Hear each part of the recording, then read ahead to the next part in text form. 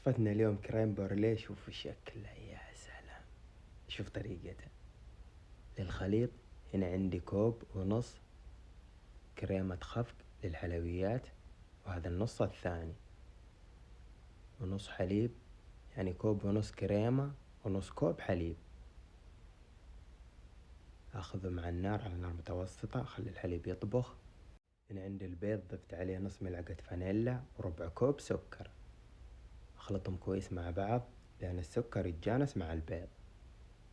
هنا عندي الحليب طبخ، شايفين كيف؟ ما يكون مرة حار، تكون تقريبا حرارته متوسطة. أصب الحليب على البيض بالتدريج شوي شوي عشان ما يطبخ البيض، وأحرك بهذه الطريقة لين أخلص كل الكمية مع البيض.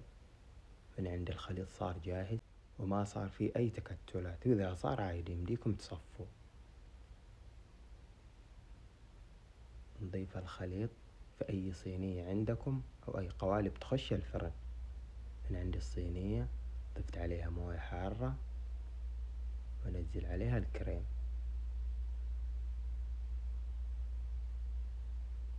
وهذه كمية الموية مع القوالب تقريبا لين ربع القوالب. باخذها على الفرن على الحرارة 180، 35 دقيقة من تحت، بس 35 دقيقة. هنا عندي الكريم جاهز. يا سلام،